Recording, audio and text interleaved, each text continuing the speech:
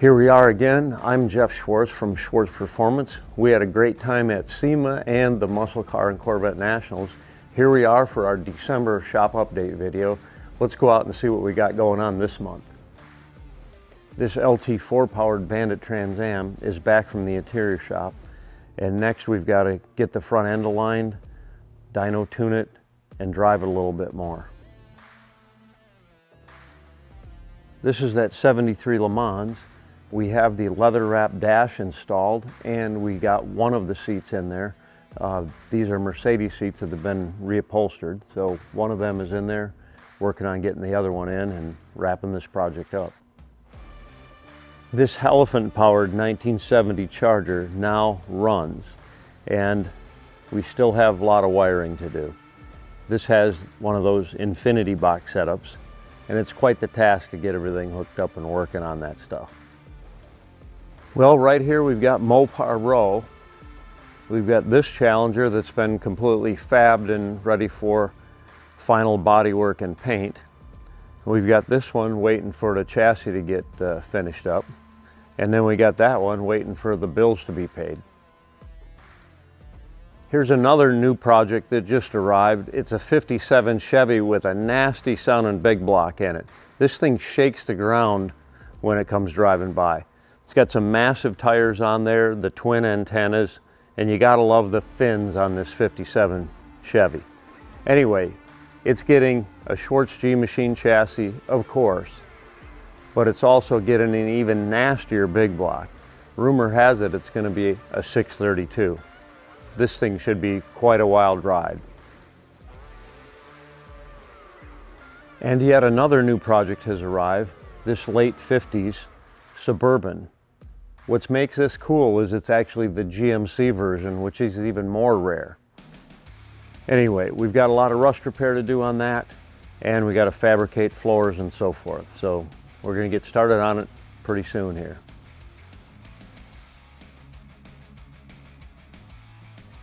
We've almost completed all the sheet metal fab here on this Monza wide body. This is the twin turbo beast. The last couple things we did was fabricate a firewall from scratch, and we took a 69 Z28 metal cowl hood and re-grafted it onto a Chevy Monza hood. Turned out really great, I think. Anyway, a few more bits to do on this, and then we should be going to final bodywork and paint stage. We're getting ready to fabricate headers on this 68 Chevelle with this giant 632 big block. These things are available from GM, and they make over 1,000 horsepower on pump gas out of the crate, normally aspirated. Pretty crazy, huh? Well, we've completed all the rust repair on the floors of this Le Mans Pontiac, basically from the footwell all the way to the rear tail lights has been replaced with new metal. We still got a little bit more to do around the taillight area and quarter panels. This is that crazy 1,000 horsepower 66 Nova we've been working on, and it continues to go back together. This is the tedious part that takes a lot of time. We're putting weather stripping on, doing all the wiring on the car, mounting all the components, you know, gas pedal, computer, all that kind of stuff. So we continue to put stuff on here every day, and it's going back together nicely. This is that Patina pickup we've been looking at, and it's got a 502, and we are now just starting fabrication of the headers and exhaust system. Can't wait to hear this thing fire up. And here's another Hellcat powered Mopar. This one is a Cuda. We've put the steering column and pedal in there, and we're working on doing the steering shaft and mounting air conditioning components.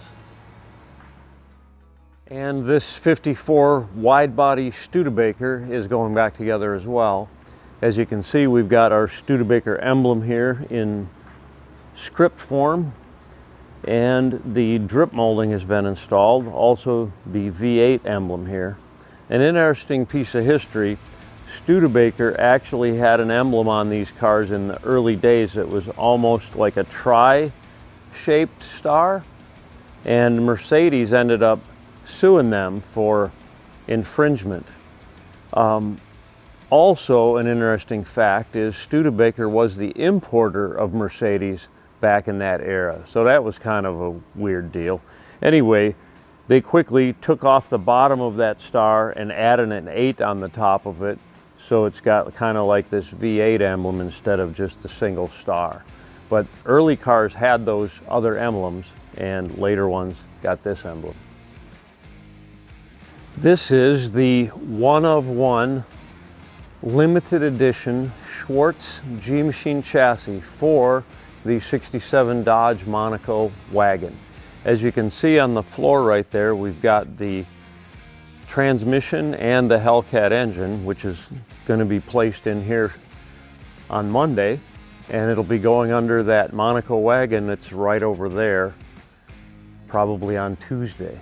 So looking forward to seeing this thing rumble out of here in that Monaco wagon. So as you can see, this is a Hellcat engine turned upside down on the engine stand. This is the factory oil pan that comes on all of these engines. You can see this is the front of the engine because I've got the serpentine drive here, and the sump of the pan is in the front. This pretty much will not work on just about anything except the car that it was designed to go into. So our Schwartz G-Machine chassis, or God forbid if you're trying to put these in a car that doesn't have a chassis, you'll need a rear sump oil pan.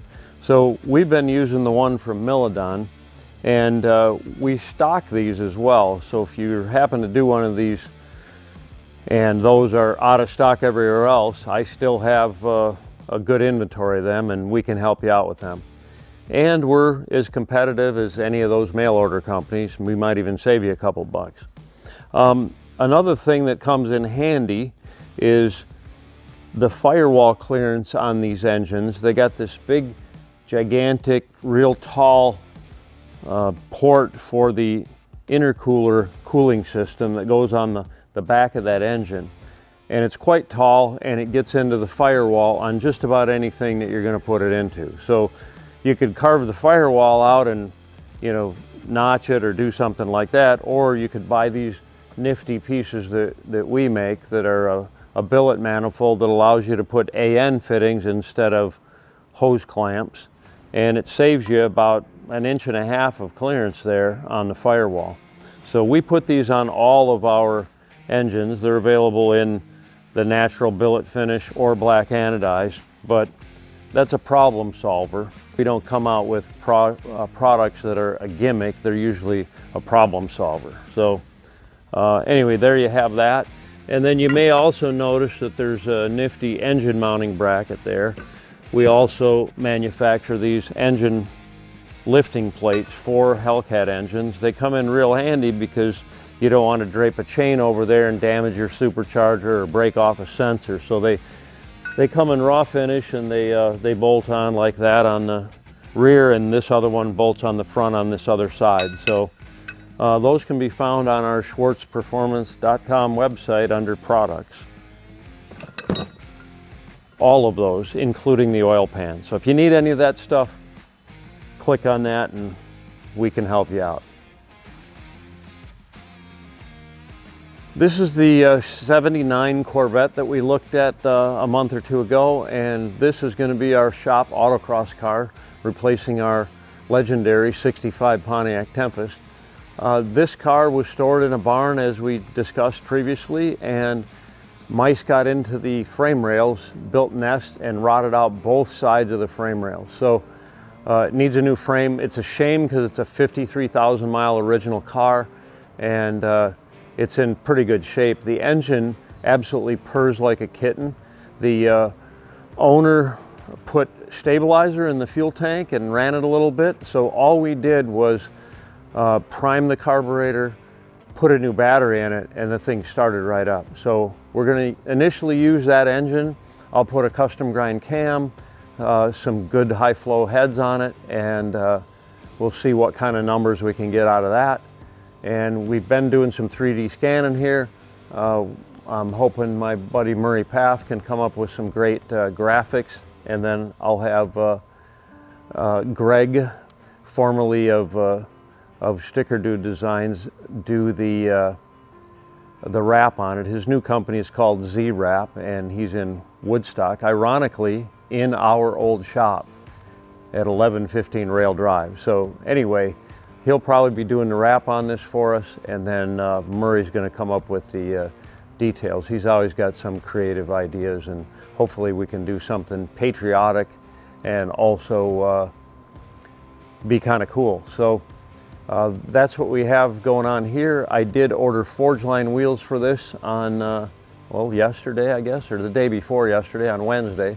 So that's what we'll be getting on here, and looking forward to getting this thing out on the autocross course next year.